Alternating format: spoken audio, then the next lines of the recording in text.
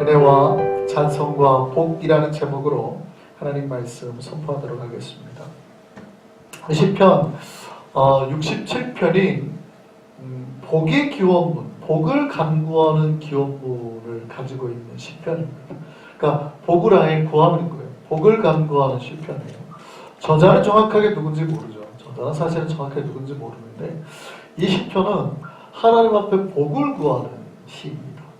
그러니까 복을 간구하는 시예요.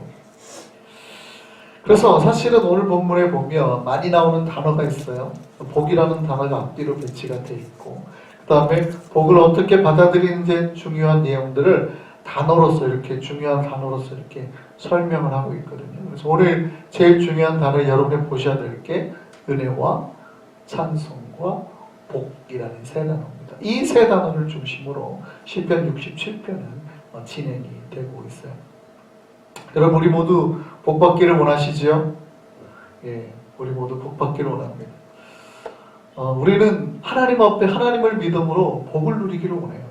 이게 가장 인간들의 기본이거든요. 근데 이 복에 제가 항상 말씀드리지만 이게 가장 기본이에요. 신앙의 기본. 우리가 하나님을 믿고 복을 받는 게 가장 기본이에요. 복을 못 받으면 이거 의미가 없어요. 다만 제가 항상 말씀드리는데 이 복이 하나님이 말씀하시는 복과 인간의 욕망이 추구하는 복이 좀 달라서 조금 요게 이제 우리가 항상 조심해야 될 부분이지, 기본적으로 우리가 신앙생활하면서 하나님 앞에 받는 거는 복이어야 하는 거예요. 복을 누리시기를 소망합니다. 그 복을 받으시기를 바랍니다. 그게 기본이에요. 다만 하나님이 우리에게 주시는 복에는 인간이 생각하는 복뿐만이 아니라 더 넓고 고차원적인, 그러니까 우리 내면의 복과 그 다음에 영적인 복을 다 포괄하는 거죠. 그리고 우리가 말하는 때가 아니라 하나님의 때에 주신단 말이죠. 그러니까 우리가 말하는 때는 날마다 줬으면 좋겠는데 하나님은 어떻게 해요? 성경에 보면 이른 비와 늦은 비로 비의 때를 맞춰주신단 말이에요. 필요한 때에 준다는 거예요. 농사짓기 가장 좋은 때, 또 요때 한 번 더 와야 확 수확이 나는 그때에 맞춰서 준단 말이에요. 그러니까 우리가 바라는 때가 아니라 하나님이 바라는 때가 있다는 거예요. 그러니까 복의 기준도 하나님의 기준이고 복을 주시는 때도 하나님의 때예요. 이게 좀 다르죠. 그래서 인간들은 자기가 말하는 복이 안 오면 하나님이 복을 안 준다고 원망하기도 하고, 내가 말하는 때에 복을 안 주면 하나님이 또 복을 안 준다고 원망하는 거예요. 불평하는 거예요. 그러나 내가 그런 나의 기대와 욕심을 내려놓는다면, 내가 그냥 하나님을 바로 믿고 따르기만 하면 하나님이 이미 우리를 향한 모든 복의 계획을 가지고 있음을 믿으시기 바랍니다. 그리고 이거는 이루어지는 거예요. 이게 신앙의 가장 기본이에요. 기본. 그러니까 하나님을 믿는데 우리에게 복이 없다, 되게 이상한 거예요. 하나님을 믿으면 우리 삶에 복이 넘치게 될 줄 믿습니다.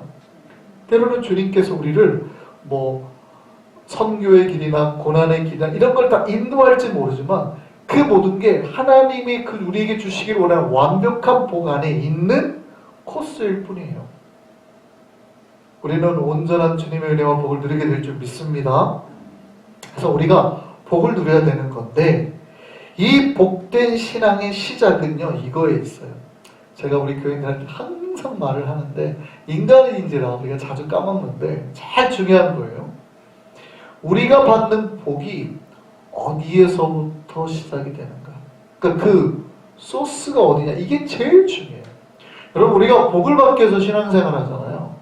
그럼 나의 복의 기원, 나의 복의 가장 받는 핵심, 이 복은 어디로부터 와요? 어디로부터 와요? 하나님으로부터 온다는 거 꼭 기억하셨으면 좋겠습니다. 그러니까 이게 사실은 조금 쉽지 않아요. 제일 중요한, 여러분 복을 받을 때 제일 중요한 거, 도대체 복을 누가 주냐, 이건 제일 중요하거든요. 여러분 식당에서 일할 때 누구한테 제일 잘 보여야 돼요? 네, 돈 주는 사장님한테 제일 잘 보여야 되죠, 사실. 그렇죠? 이게 굉장히 중요해요. 여러분, 우리가 신앙생활을 할 때 나의 복이 어디서 오는가, 이거를 판단하는 게 제일 중요해요. 그러니까 내가 누구한테 제일 잘 보여야 돼요? 하나님한테 제일 잘 보여야 돼요. 근데 우리는 사회생활을 하고 세상생활을 하다 보면 가끔 우리가 정말 미스할 때가 있어요. 미스할 때. 하나님 앞에 잘 보이기보다는 다른 것에 좀 더 신경을 쓸 때가 있거든요.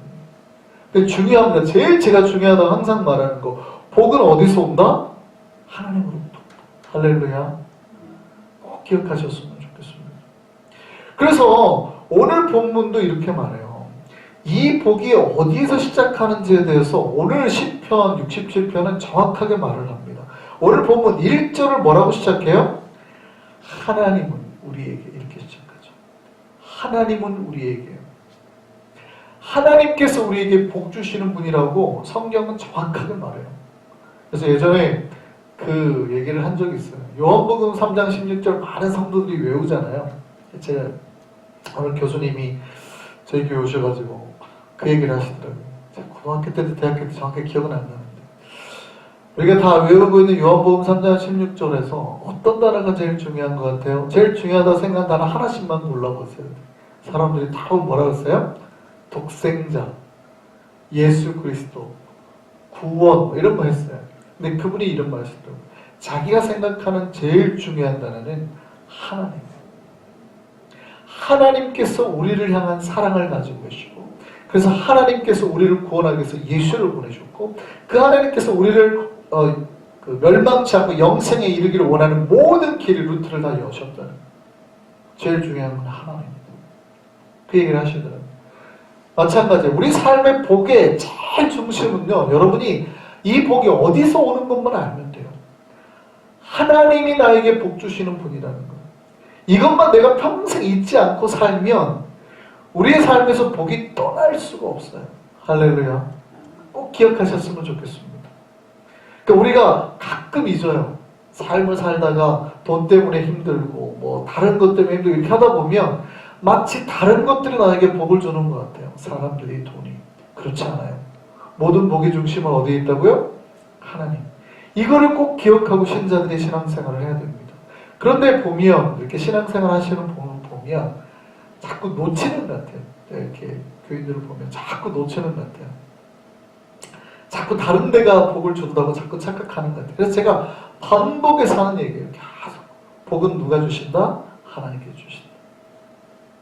하나님을 서운하게 하면 안 돼요. 하나님을 기쁘시게 하는 것. 이게 신앙이거든요.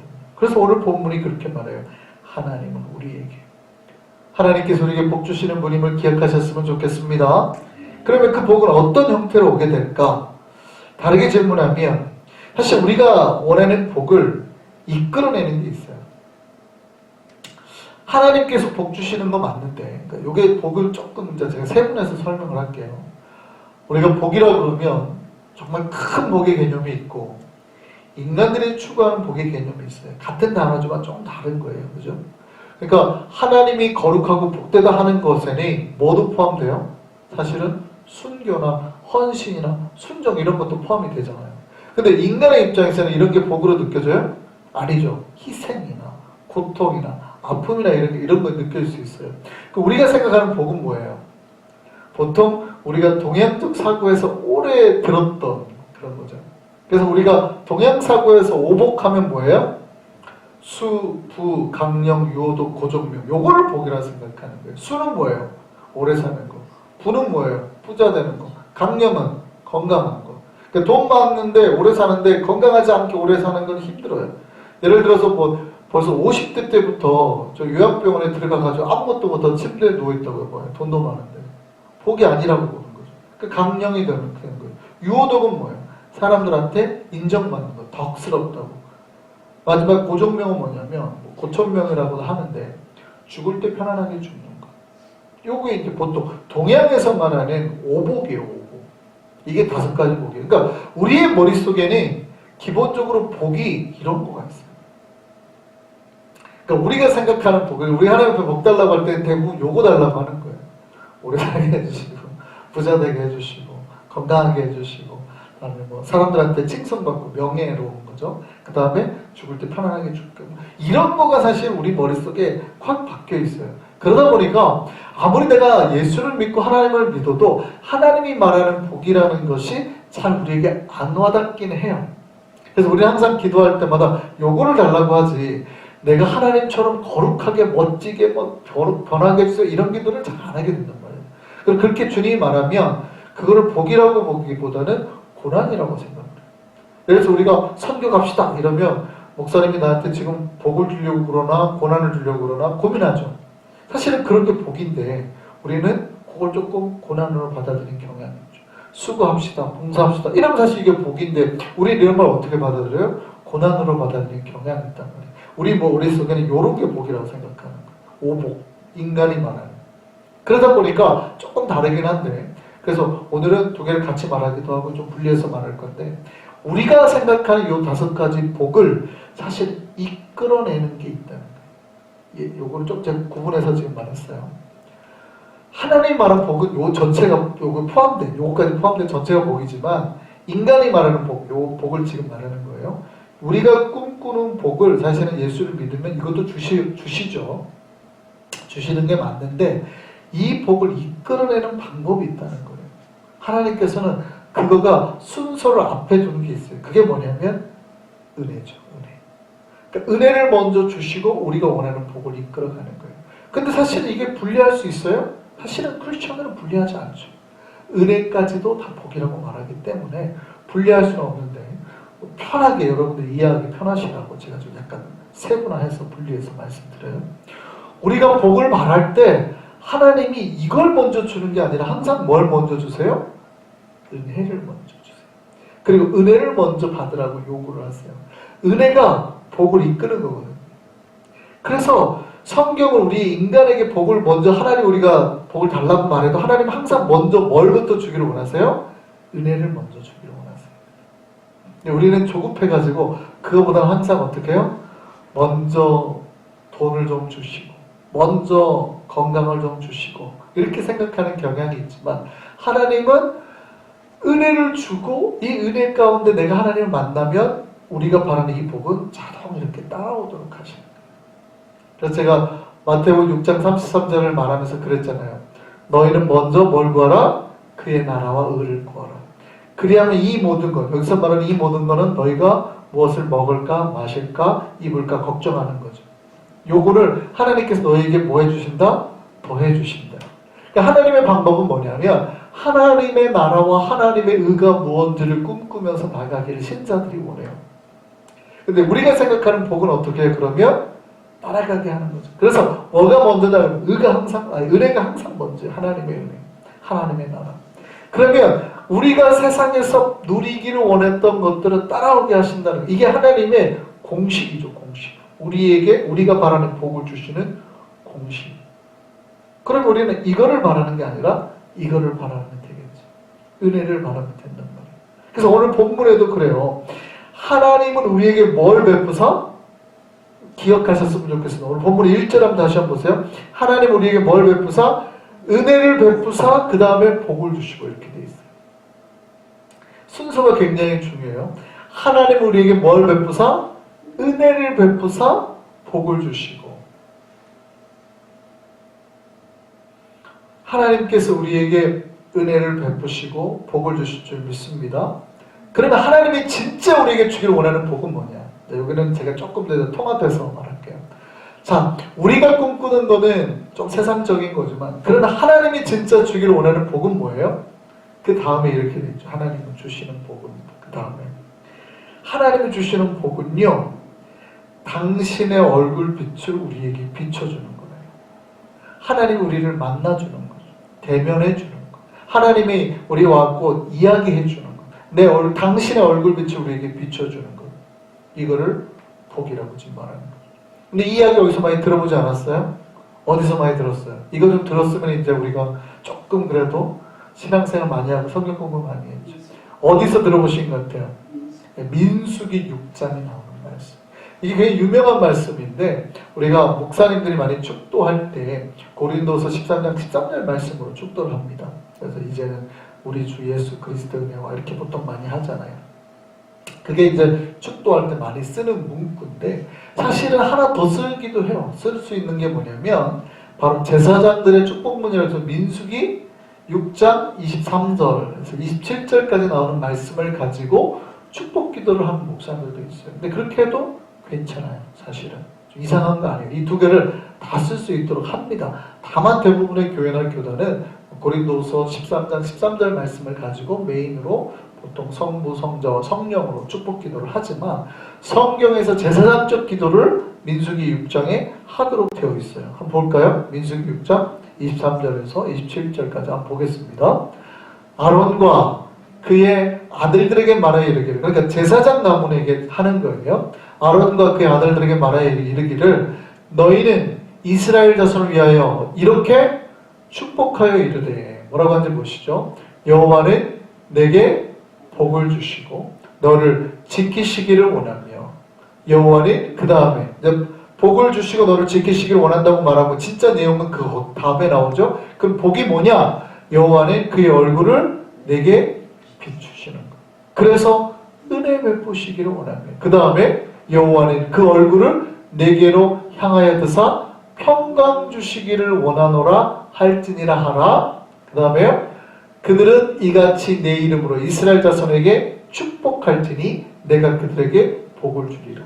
그래서 성경에는 축복과 복을 구분해서 말하죠. 사실은 하나님 우리에게 축복해 주세요 우리가 많이 기도하지만 사실은 이 단어를 안 쓰는 게 좋다고 제가 우리 교인들에게 설명드린 적이 있죠. 축복이라는 말은 한자로 말하면 빌축자이기 때문에 복을 빈다는 뜻이에요. 그러니까 축복은 누가 하는 거고, 목사나 제사장들이 하는 거고, 하나님 우리에게 축복하는 게 아니고 뭐 하시고? 복을 주시는 거고. 그래서 보통 한자로는 강복한다고, 하나님 복 내려주신다고 그러는 거죠. 그래서 성경은 구별해서 써요. 성경은 다 창세기 12장에도 마찬가지고 민수기 6장에도 마찬가지고 성경은 구별해 쓰는데, 이제 기독교 우리 개신교 전통적 관습으로 오래 내려와가지고 하나님 우리 축복하소서 이제 말이 붙어서 그냥 교회들마다 그렇게 쓰는데 올바른 표현은 아니에요. 하나님은 우리에게 뭐 하시는 분이고 복 내려주시는 분이고, 축복은 누가 하고? 인간이 하는 거예요. 인간이 인간에게 복을 비니까 복을 비는 거예요.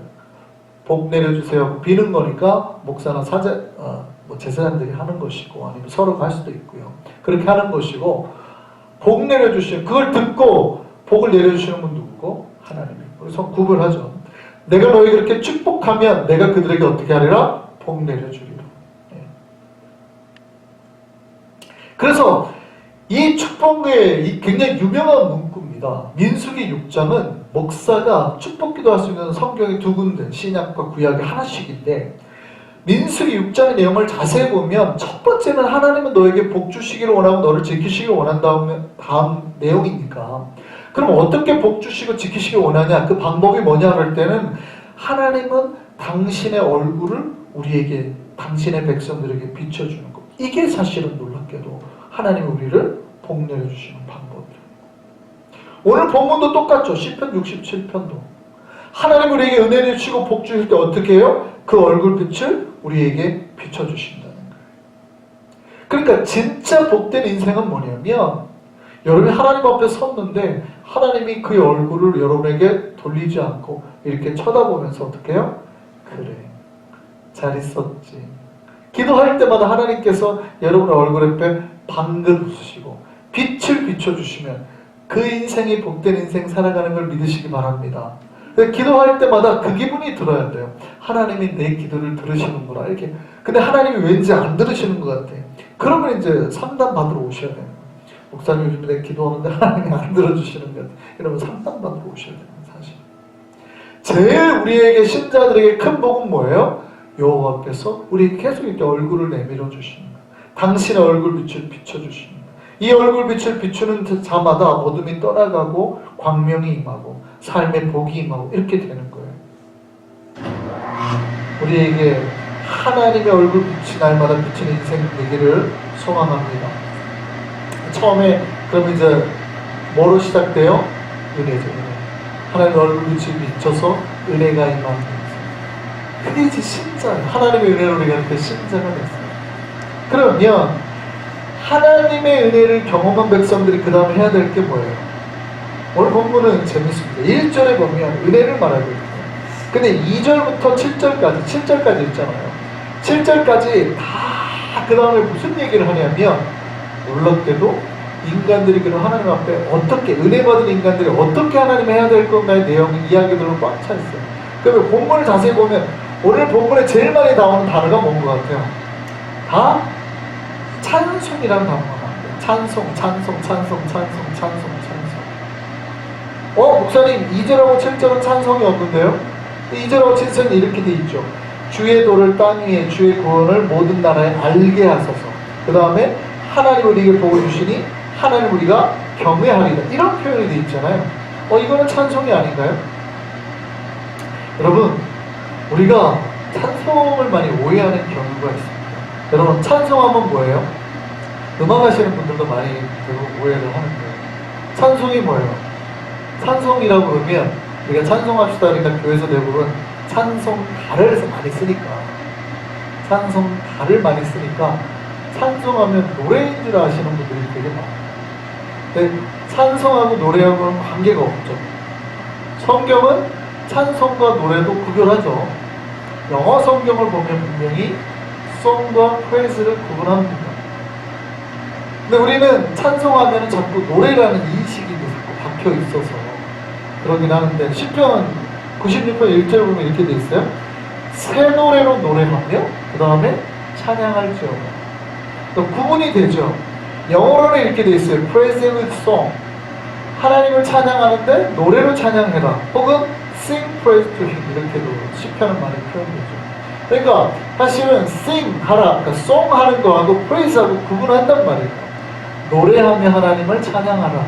혹은 찬양을 노래로 하라. 뭐 이렇게 좀 구분해서 합니다. 그러니까 praise하고 song을 구별해요. 그런데 오늘날의 많은 교회는 찬양합시다 그러면 무조건 뭐만 하는 줄 알아요? 노래만 하는 줄 알아요. 그래서 찬양과 찬송이 다르다고 생각하는 사람도 있고, 비슷한 말이 있죠. 여러분, 찬양이 있고 찬송이 있고 찬미가 있습니다. 같은 말이에요? 다른 말이에요?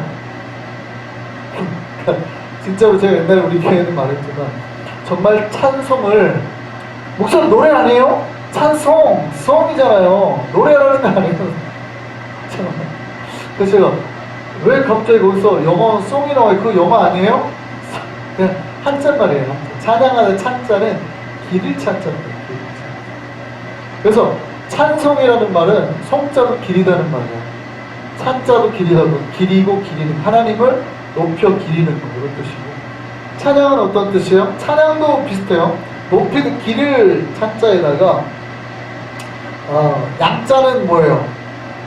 양자는 오를 양, 그러니까 높이 올려서 기리다는 뜻이고, 찬미는 뭐냐면 찬자는 똑같이 기릴 찬자니까 미자는 아름다운 미자, 그러니까 아름다운 뭐 여러 가지 것들로 하나님을 높이는 거, 다 비슷한 말이에요.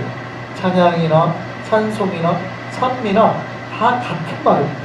근데 좀 아름답게 혹은 높여서 뭐 이런 말이고, 찬송은 강조해서 높이고 높여서 이런 뜻이니까 사실은 좀 달라요. 그러니까 원래 찬양이라는 말 속에는 뭐는 없어요?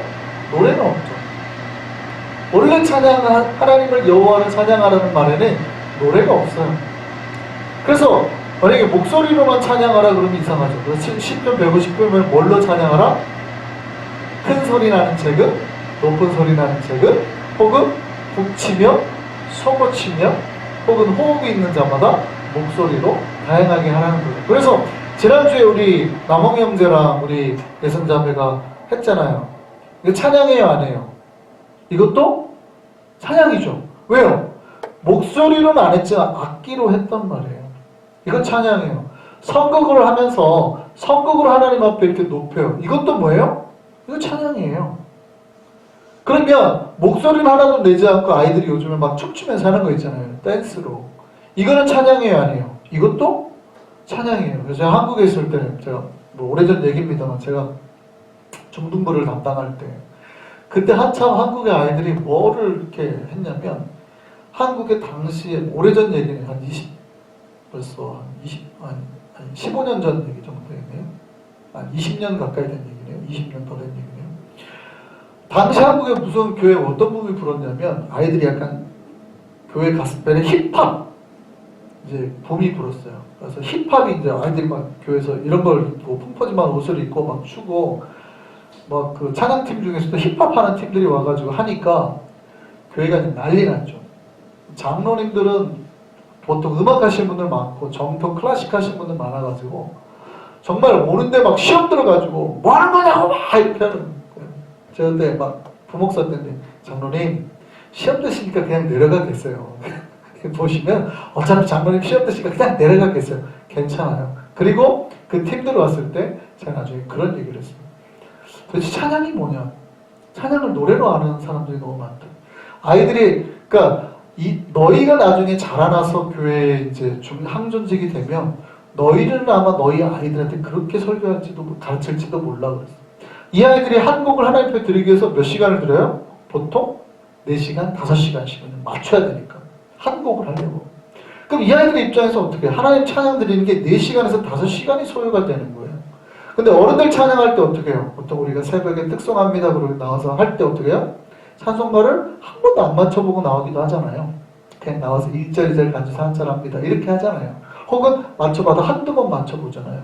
자, 그러면 아이들의 입장에서는 어른들 찬양이 제대로 된 찬양처럼 느껴질까요? 아니죠. 야, 그게 무슨 찬양이야? 제가 그랬어요. 그때 설교를 할 때. 너희들이 나중에 커서 할 때는 노래로 노래 찬양하는 사람의 그게 무슨 찬양이라고 니네 거꾸로 말할 수도 있다. 야, 목소리로 대충 하는 찬양이 무슨 찬양이야? 춤추면서 땀 흘리면서 4시간씩 해야 찬양이지. 아이들은 그렇게 생각할 수 있어요. 오히려 목소리로 대충 하는 게 아이들 입장에 보면 찬양이 아니라고 생각될 수도 있단 말이에요. 장로님 아까 와서 시험 들고 가셨지만 장로님이 이게 뭔 찬양이냐 그럴 수 있지만 사실은 너희들이 나중에 항존직이 되고 장로가 되면 거꾸로 얘기할 수도 있다. 찬양은 목소리로만 드리는 게 아니라 너희의 온몸으로 드리는 거다. 오늘 밤에 미친 듯이 우리 춤춰보자. 제가 그렇게 설교를 한 적이 있어요. 찬양은 뭐냐면 성경에서는 찬양과 노래를 구별해요. 물론 하나님은 노래하며 찬양하라고 되어 있지만 찬양 속에는 모든 게 다 포함되어 있습니다. 그래서 사실은 간증하는 것도 뭐 하는 거예요? 찬양하는 거. 내가 하나님 만난 하나님을 앞에서 지금 높이고, 찬양이라는 건 높인다는 뜻이니까, 내 하나님을 높인다는 뜻이니까 내가 간증하면서 내가 만난 하나님을 막 증거하잖아. 이거 찬양하는 거예요. 내가 전도하면서 내가 만난 하나님 막 이렇게 증거하잖아. 이거 뭐 하는 거예요? 지금 찬양하는 거예요. 그러니까 성도의 모든 삶은 하나님을 찬양하는 거에 목표가 있어야 되는 거예요. 노래하는 게 아니에요. 노래로서 찬양하는 것도 너무 좋죠. 그런데 그게 아니라 내 인생 자체가 그냥 하나님을 높이고 하나님을 존귀케 하고 하나님을 경외하고 이 모든 것가 다 포함이 되는 삶을 사는 거, 이게 찬양이에요. 찬양.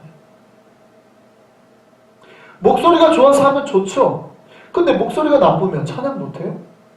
그래서 나는 찬양을 잘 못해요 이러신 분들이 가끔 있어요. 그러니까 나는 노래를 잘 못해요 이거지. 근데 성도가 찬양을 못하는 거는 굉장히 위험한 거예요. 성도가 노래를 못하는 건 상관없죠. 근데 내가 하나님을 높이려는 생각이 없다. 이건 아예 신앙이 문제가 시작이 안 된 거예요. 물론 그런 의미가 아닌 줄 알지만 그 찬양은 뭐냐면 하나님을 높이는 거예요.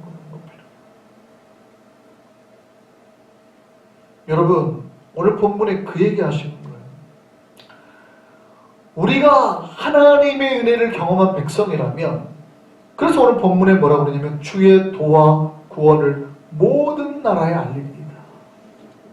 이게 뭐 하는 거예요? 지금 하나님을 찬양하는 거예요.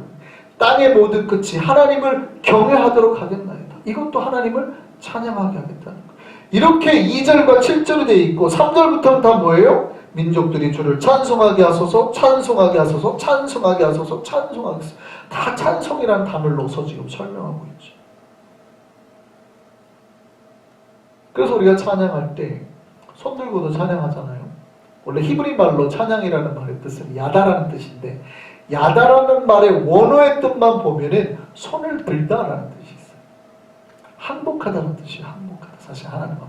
그러니까 찬양이라는 것이 목소리를 안 내도 내가 조용히 주님 앞에 항복한다고 손을 들은, 이게 원래의 찬양의 뜻이에요.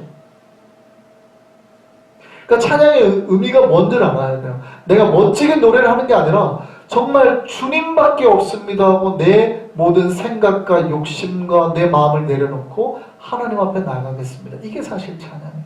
하나님만 영광 받으소서.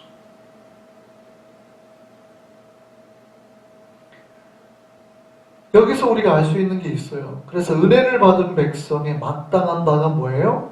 찬양이에요. 그래서 웨스트민스터 신앙고백 제 첫 번째 1문이 뭐라고요? 질문이 뭐예요?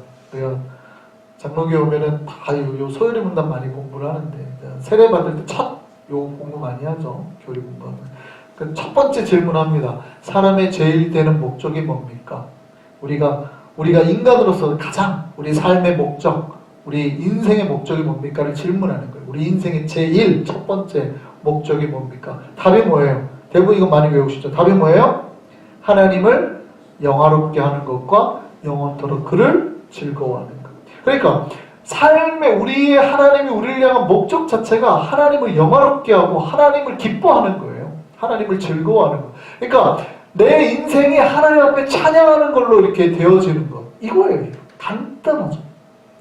하나님이 나를 통해서 하나님이 높아지고 나를 통해서 하나님의 그 이름이 날마다 이렇게 영광 받으시는 거예요. 이게 신자들의 삶의 목표입니다. 우리가 찬양 드릴 때 하나님이 가장 기뻐하신다는 거예요.